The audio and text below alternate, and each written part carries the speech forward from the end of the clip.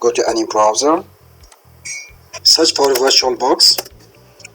This is the website, www.virtualbox.org. Click on downloads. Click on any download that belongs to your host machine. So mine is Windows. I click on this.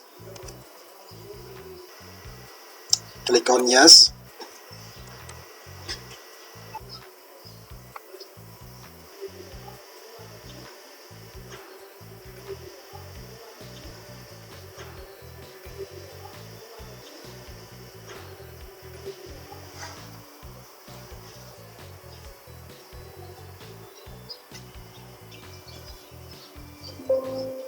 Let's restart my computer.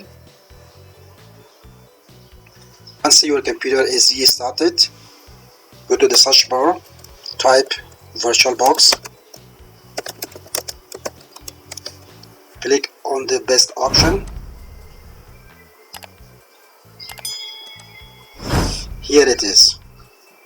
We have installed the VirtualBox. That's it, guys.